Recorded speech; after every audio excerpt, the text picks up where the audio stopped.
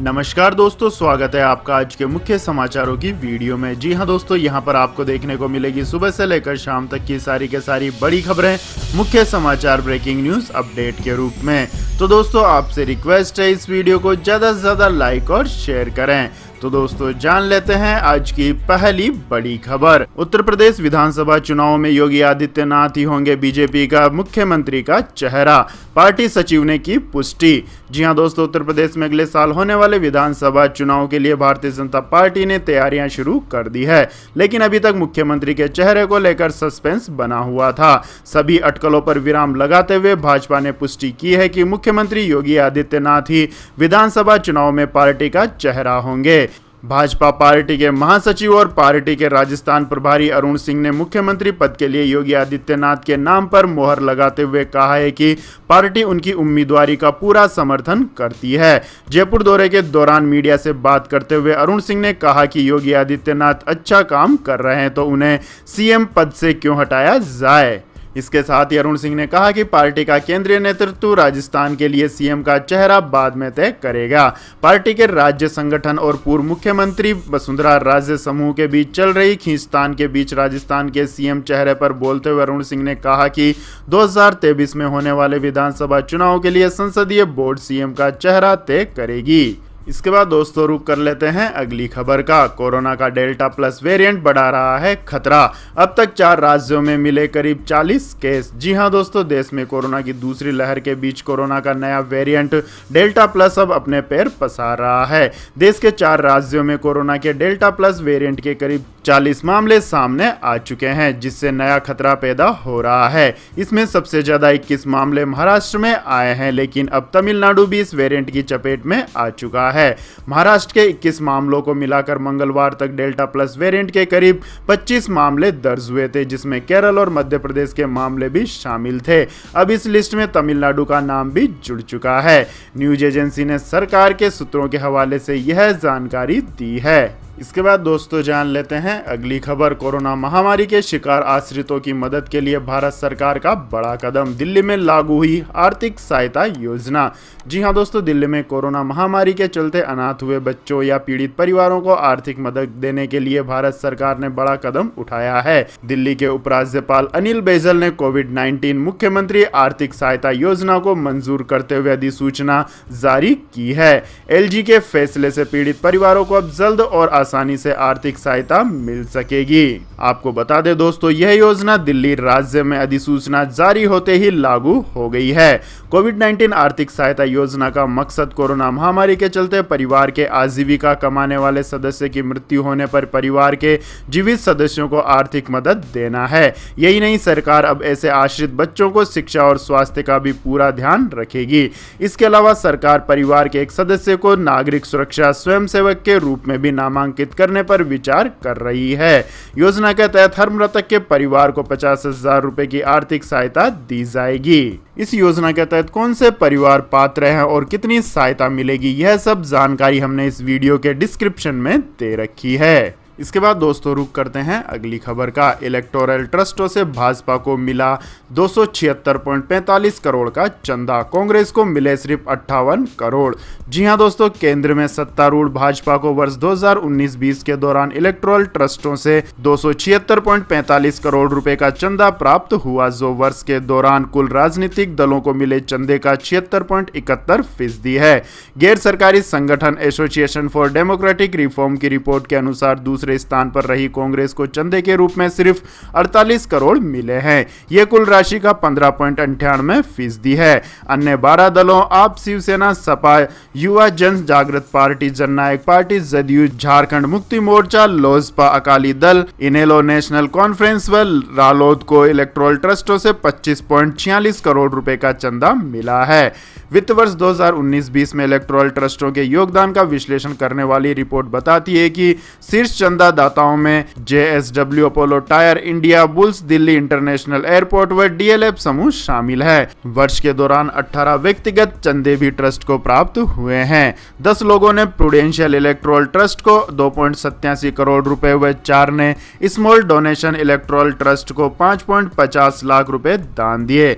आपको बता दें कि 39.10 10 करोड़ रुपए के चंदे के साथ जेएसडब्ल्यू स्टील लिमिटेड शीर्ष पर रही। 30 करोड़ रुपए चंदे देने वाले अपोलो टायर्स लिमिटेड दूसरे स्थान पर रही। वहीं 25 करोड़ रुपए का चंदा देकर इंडिया बुल्स इंफ्रास्ट्रक्चर लिमिटेड तीसरे स्थान पर रही। इसके बाद दोस्तों जान लेते हैं अगली खबर। ज्योतिरादित्य सिंधिया बोले कांग्रेस डूबता जहाज है, अब भी नहीं सुधरी तो पूरी डूब जाएगी। जी हां दोस्तों, भोपाल दौरे पर आए ज्योतिरादित्य सिंधिया ने अपनी ही पुरानी पार्टी कांग्रेस को सुधरने की नसीहत दे डाली। मामला वहीं कोरोना वैक्सीनेशन के रिकॉर्ड का था। सिंधिया बोले कांग्रेस डूबता जहाज है, अब भी नहीं सुधरी तो जनता के दिल में कभी जगह नहीं बना पाएगी। रिकॉर्ड वैक्सीनेशन में धांधली के आरोपों पर ज्योतिरादित्य सिंधिया ने कांग्रेस पर जमकर बोला। सिंधिया ने कहा कि महामारी के वातावरण में भी कांग्रेस राजनीति ढूंढ रही है। यही वजह है कि आज कांग्रेस का यह हश्र हो गया है। अगर वह अब भी अपने आप को नहीं सुधारेगी तो जनता के दिल में कभी भी स्थान नहीं बना पाएगी। सिंधिया यही नहीं रुके, वो आगे बोले कांग्रेस एक डूबता हुआ जहाज है और वो आगे और डूबता हुआ ही चला जाएगा। इसके बाद दोस्तों जान लेते हैं अगली खबर। दिग्गज निवेशक वारन बफे ने 30,000 करोड़ रुपए किए दान, गेट्स फाउंडेशन से दिया इस्तीफा। जी हां दोस्तों, दुनिया के दिग्गज निवेशकों में शुमार खरबपति वारन बफे ने bill and Melinda Gates foundation के ट्रस्ट पद से इस्तीफा दे दिया है। इस्तीफा देने के साथ ही बुधवार को उन्होंने ट्रस्ट का करीब 30,000 करोड़ रुपए मूल्य के बर्कशायर हार्थवे के अपने शेयर दान करने का ऐलान भी कर दिया है। बफे ने पिछले साल भी बर्कशायर के करीब 2 अरब डॉलर के शेयर गेट्स फाउंडेशन को दान किए थे। वारन बफे ने 2006 में ही ऐलान कर दिया था कि वह निधन से पहले अपनी 99% संपत्ति दान कर देंगे। आपको बता दें दोस्तों, वारन बफे ने 30,000 करोड़ रुपए से ज्यादा की अपनी संपत्ति दान करने की घोषणा के साथ ही कहा कि मैंने अपना आधा लक्ष्य हासिल कर लिया है। वारन बफे ने कहा कि आज के 4.1 अरब डॉलर के योगदान के साथ ही मैंने आधा रास्ता पार कर लिया है। इस समय वारन बफे की उम्र 90 साल है। साल 2006 में अपनी 99% संपत्ति दान करने का ऐलान करने के बाद वह 5 चैरिटेबल संस्थाओं को हर साल बड़ी रकम दान में देते आ रहे हैं। हालांकि वारन बफे ने यह साफ नहीं किया है कि वे गेट्स फाउंडेशन के बोर्ड से इस्तीफा क्यों दे रहे हैं। उन्होंने संस्था के मौजूदा सीईओ और उनके कामकाज के प्रति अपना समर्थन जताया है। इसके बाद दोस्तों जान लेते हैं अगली खबर। सुप्रीम कोर्ट में बाबा रामदेव की अर्जी, एलोपैथी पर बयान के खिलाफ दर्ज एफआईआर पर रोक की मांग। जी हां दोस्तों, योग गुरु बाबा रामदेव ने सुप्रीम कोर्ट में अर्जी दाखिल कर अपने खिलाफ दर्ज तमाम एफआईआर की कार्यवाही पर रोक लगाने की मांग की है। एलोपैथी चिकित्सा और डॉक्टरों को लेकर उनकी ओर से दिए गए विवादित बयानों को लेकर बीते कुछ दिनों में योग गुरु के खिलाफ कई केस दायर किए गए हैं। अपनी अर्जी में बाबा रामदेव ने मांग की है कि आईएमए की ओर से उनके खिलाफ कराई गई एफआईआर की कार्रवाई पर रोक लगाई जाए। बाबा रामदेव के खिलाफ आईएमए की पटना और रायपुर यूनिट की ओर से केस दायर किए गए हैं। बाबा रामदेव ने इन दोनों ही एफआईआर को दिल्ली ट्रांसफर किए जाने की भी मांग की है। रायपुर पुलिस ने बाबा रामदेव के खिलाफ एलोपैथी चिकित्सा पद्धति और दवाओं को लेकर गलत जानकारी फैलाने के आरोप में एफआईआर दर्ज की है। इसके बाद दोस्तों जान लेते हैं अगली खबर। सितंबर से अक्टूबर तक आ सकती है कोरोना की तीसरी लहर, रोजाना 5 लाख लोग मिल सकते हैं पॉजिटिव। जी हां दोस्तों, कोरोना वायरस की तीसरी लहर बेहद खतरनाक साबित हो सकती है और उसका पीक सितंबर से लेकर अक्टूबर तक हो सकता है। इस समय रोजाना 5 लाख तक कोरोना के मामले सामने आ सकते हैं। आईआईटी कानपुर ने इस बारे में आंकड़े जारी किए हैं। इस रिपोर्ट में 3 महत्वपूर्ण बातें निकलकर सामने आई है। ऐसा माना जा रहा है कि 15 जुलाई तक पूरा देश अनलॉक हो जाएगा। ये ठीक वैसे ही स्थिति होगी जैसी कि इस साल जनवरी में थी। जनवरी में सभी कुछ अनलॉक हो गया था, लेकिन यदि इस बार अनलॉक होने पर अगर हम सावधानी नहीं बरतते हैं, सोशल डिस्टेंसिंग के नियमों का पालन नहीं करते हैं और मास्क नहीं लगाते हैं तो कोरोना की तीसरी लहर का पीक अक्टूबर तक आ सकता है। यही नहीं, जानकार भी इस बात को मान रहे हैं। इसके बाद दोस्तों जान लेते हैं अगली खबर। लेकिन दोस्तों अगली खबर जानने से पहले आप लोगों से गुजारिश है कि इस वीडियो में दिखाई गई खबरें अगर आपको पसंद आई हो तो इस वीडियो को लाइक करें, शेयर करें और हमारे चैनल को सब्सक्राइब करें। तो दोस्तों जानते हैं अगली खबर। रूस ने काला सागर में ब्रिटिश नेवी के युद्धपोतों को रोकने के लिए छोड़े बम, ब्रिटेन ने खारिज किया दावा। जी हां दोस्तों, रूस के एक युद्धक पोत ने बुधवार को चेतावनी गोले दागे और युद्धक विमानों ने बम गिराए ताकि ब्रिटेन के एक पोत को क्रीमिया के नजदीक काला सागर से बाहर निकाला जा सके। रूस इस क्षेत्र पर दावा करता है, हालांकि ब्रिटेन ने रूस के दावे को खारिज कर दिया है। ब्रिटेन ने रूसी रक्षा मंत्रालय के दावे को खारिज कर दिया है। ब्रिटेन ने कहा है कि रॉयल नेवी के HMS डिफेंडर को न तो कोई चेतावनी मिली है और न ही उसके रास्ते में बमबारी जैसी कोई घटना हुई है। ब्रिटेन ने कहा है कि डिफेंडर की काला सागर में यूक्रेनी जल सीमा से होकर अंतर्राष्ट्रीय नियमों का पालन करते हुए गुजरा। उसने रूस के दावे को लेकर कोई जानकारी नहीं है। ब्रिटिश नेवी ने कहा है कि रूस शायद कोई अभ्यास कर रहा होगा, लेकिन हमारे पोत पर किसी फायरिंग की कोई घटना नहीं हुई है। आपको बता दें दोस्तों, शीत युद्ध के बाद पहली बार रूस ने नाटो के युद्धपोत को हटाने के लिए गोले बरसाए एवं बम गिराए। यह रूस और पश्चिमी देशों के बीच बढ़ते तनाव को दर्शाता है। रूस के रक्षा मंत्रालय ने कहा है कि रूस के क्षेत्र में घुसपैठ को लेकर जारी चेतावनी को नजरअंदाज कर दिए जाने के बाद युद्धक पोतों ने चेतावनी वाले गोले दागे। इसके बाद दोस्तों जान लेते हैं अगली खबर। वैक्सीनेशन करा चुके यात्रियों के लिए इंडिगो एयरलाइंस का स्पेशल ऑफर, किराए में मिलेगी छूट। जी हां दोस्तों, मार्केट शेयर के लिहाज से भारत की सबसे बड़ी एयरलाइन कंपनी इंडिगो ने बुधवार से एक स्पेशल डिस्काउंट शुरू किया है। यह डिस्काउंट उन यात्रियों को मिलेगा जो वैक्सीन के एक या दोनों डोज ले चुके हैं। ऐसे यात्रियों को टिकट बुक करते समय बेस फेयर में 10% तक की स्पेशल छूट दी जाएगी। भारत में इस तरह का ऑफर देने वाली इंडिगो पहली एयरलाइंस बनी है। एयरलाइंस ने कहा है कि यह ऑफर केवल 18 साल और उससे अधिक उम्र के यात्रियों के लिए है जो बुकिंग करते समय भारत में होंगे और देश में वैक्सीन का कम से कम एक डोज ले चुके होंगे। एयरलाइन के प्रवक्ता ने कहा कि बुकिंग के समय इस डिस्काउंट का लाभ लेने वाले यात्रियों को एयरपोर्ट के चेक इन काउंटर या बोर्डिंग गेट पर स्वास्थ्य और परिवार कल्याण मंत्रालय द्वारा जारी किया गया कोविड-19 वैक्सीनेशन सर्टिफिकेट दिखाना होगा। इसके विकल्प के तौर पर वे आरोग्य सेतु मोबाइल ऐप पर अपना वैक्सीनेशन का स्टेटस भी दिखा सकते हैं। इसके बाद दोस्तों जान लेते हैं अगली खबर। वर्क फ्रॉम होम से बदल जाएगा आपका सैलरी सिस्टम, गूगल ने कर दी शुरुआत। जी हां दोस्तों, कोरोना संक्रमण के चलते हर सेक्टर में बदलाव देखने को मिल रहा है। दुनिया के ज्यादातर देशों में लंबे समय तक लॉकडाउन रहा है। दुनिया की सबसे बड़ी टेक्नोलॉजी कंपनी गूगल हाइब्रिड ने वर्क मॉडल पेश किया है। इसके तहत गूगल के अधिकांश कर्मचारी सप्ताह में 3 दिन ऑफिस में काम करेंगे। सप्ताह में 2 दिन कर्मचारी अपनी पसंदीदा जगह से काम कर सकेंगे। गूगल और अल्फाबेट के CEO सुंदर पिचई ने यह जानकारी दी है। गूगल अपने कर्मचारियों के लिए एक नया हाइब्रिड वर्क मॉडल तैयार कर रहा है। दुनिया भर में गूगल के लगभग 1,40,000 एम्प्लॉइज हैं। गूगल में वर्किंग कल्चर में कई बदलाव किए गए हैं, जिसके तहत 60% कर्मचारियों को कार्यालयों में हफ्ते के कुछ दिन काम करना होगा। 20% कर्मचारी अलग अलग ऑफिस लोकेशन से काम कर सकेंगे। बाकी के 20% गूगल के कर्मचारी घर से ही काम कर सकते हैं। इसके बाद दोस्तों जान लेते हैं आज के मौसम अपडेट्स। तो दोस्तों अगले 5 दिनों तक इन राज्यों में भारी बारिश की चेतावनी।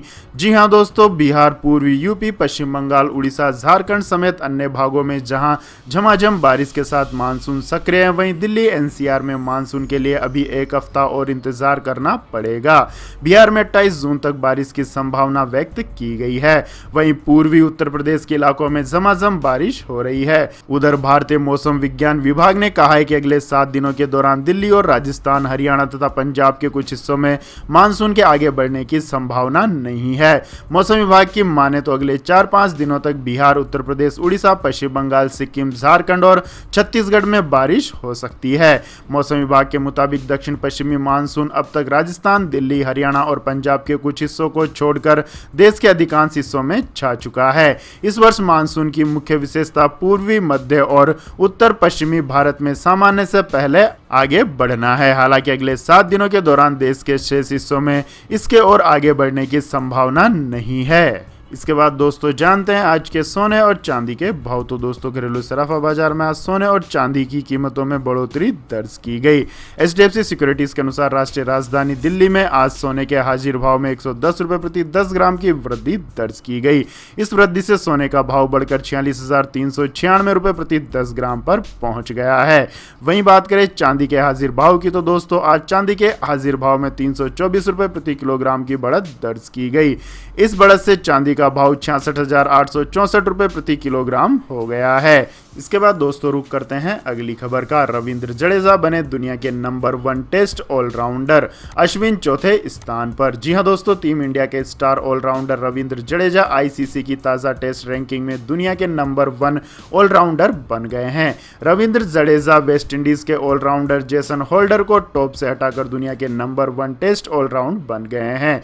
जडेजा अब होल्डर से 2 अंक आगे हैं, जबकि इंग्लैंड के ऑलराउंडर बेन स्टोक 377 अंक से तीसरे स्थान पर बने हुए हैं। वहीं एक अन्य भारतीय ऑफ स्पिनर ऑलराउंडर रविंद्रचंद्रन अश्विन 353 अंकों के साथ चौथे स्थान पर बने हुए हैं, जिसके बाद बांग्लादेश के साकिब अल हसन का नंबर आता है। अश्विन गेंदबाजों की रैंकिंग में 850 अंक लेकर दूसरे स्थान पर बरकरार हैं। वहीं ऑस्ट्रेलिया के पैट कमिंस से पीछे हैं और न्यूजीलैंड के टीम साउथी तीसरे स्थान पर बने हुए हैं। इसके बाद दोस्तों जान लेते हैं अगली खबर। हांगकांग में लोकतंत्र के समर्थन में आवाज उठाने पर 26 वर्षों पुराना टैबलॉइड आज करेगा अंतिम संस्करण प्रिंट। जी हां दोस्तों, हांगकांग में 26 साल पुराने लोकतंत्र के समर्थक टैबलॉइड एप्पल डेली समाचार पत्र ने कहा है कि वह आज अपना आखिरी संस्करण छापेगा। 1 साल पहले पुलिस ने राष्ट्रीय सुरक्षा कानून के तहत यहां छापा मारकर कार्रवाई करते हुए टैबलॉइड के मालिक और अन्य कर्मचारियों को गिरफ्तार कर लिया था। पिछले साल अगस्त में अखबार के न्यूज रूम पर 200 पुलिस कर्मियों ने छापा मारा था और अखबार के मालिक और चीन के एक कट्टर आलोचक जिमी लाई को गिरफ्तार कर लिया था। उन्होंने विदेशी ताकतों से मिलीभगत के शक में गिरफ्तार किया गया था। वहीं पिछले हफ्ते अखबार में काम करने वाले 5 अन्य कर्मचारियों को फिर गिरफ्तार किया गया। एप्पल डेली ने अपनी वेबसाइट पर एक आर्टिकल पोस्ट करते हुए रीडर्स का धन्यवाद किया है। उन्होंने लिखा है कि 26 साल के अपार प्यार और समर्थन के लिए सभी पाठकों, ग्राहकों, विज्ञापनदाताओं और हांगकांग के लोगों को धन्यवाद। यह हम अलविदा कहते हैं। अपना ख्याल रखें। बताया जा रहा है कि यह फैसला कर्मचारियों की सुरक्षा और जनशक्ति के विचारों को ध्यान में रखकर लिया गया है। इसके बाद दोस्तों जानते हैं अगली खबर। चीनी विदेश मंत्रालय ने वुहान लैब के लिए मांगा नोबेल पुरस्कार, कहा जीनोम सीक्वेंसिंग करने पर मिले सम्मान। जी हां दोस्तों, वैश्विक महामारी कोविड-19 के जन्म का कारण माने जा रहे विवादास्पद वुहान इंस्टीट्यूट ऑफ वायरोलॉजी को चिकित्सा का नोबेल पुरस्कार दिए जाने की चीनी विदेश मंत्रालय की मांग का समर्थन करने पर चीन की सरकारी मीडिया को चौतरफा हमले का सामना करना पड़ा है। ग्लोबल टाइम्स के अनुसार चीनी विदेश मंत्रालय के प्रवक्ता झाओ लिनजियांग ने कहा कि इंस्टीट्यूट में काम करने वाले चीनी वैज्ञानिकों को सबसे पहले नोबेल कोरोना वायरस का जीन सीक्वेंस खोज लेने पर उन पर दोषारोपण करने के बजाय उनको मेडिसिन के नोबेल पुरस्कार से सम्मानित किया जाना चाहिए। पिछले हफ्ते चीन की वायरोलॉजिस्ट और बैट वुमेन के नाम से कुख्यात सी झेंगली ने न्यूयॉर्क टाइम्स के एक इंटरव्यू में बड़े गुस्से में आकर इस बात से साफ इनकार कर दिया कि उनकी लैब से कोरोना के वायरस लीक हुए हैं। उन्होंने एक टेक्स्ट मैसेज में कहा कि मुझे नहीं पता दुनिया इस निष्कर्ष पर कैसे पहुंची। एक निर्दोष वैज्ञानिक पर कीचड़ उछाला जा रहा है। सी झेंगली की इस प्रतिक्रिया पर चीनी विदेश मंत्रालय के प्रवक्ता झाओ ने कहा कि वुहान के चीनी वैज्ञानिकों को नोबेल कोरोना वायरस के जीन सीक्वेंसिंग की खोज के लिए चिकित्सा के नोबेल पुरस्कार से सम्मानित किया जाना चाहिए, लेकिन इसका मतलब यह नहीं है कि कोरोना वायरस का स्रोत वुहान है। साथ ही ना ही यह दावा किया जा सकता है कि इस वायरस का निर्माण चीनी वैज्ञानिकों ने किया है। तो यह थी दोस्तों आज की सभी महत्वपूर्ण बड़ी खबरें। इसके बाद दोस्तों बारी आती है आज के माइंड कुछ क्वेश्चन की, जिसका जवाब देकर आप बन सकते हैं एक शानदार उपहार के विजेता। तो दोस्तों आज का सवाल है, विश्व के सबसे बड़े रेगिस्तान का नाम क्या है? जी हां दोस्तों, अगर आपको इस सवाल का जवाब आता है तो तुरंत कमेंट सेक्शन में लिख दीजिए। इस वीडियो को लाइक कीजिए, शेयर कीजिए और हमारे चैनल को सब्सक्राइब करके बेल आइकन का बटन भी दबा लें।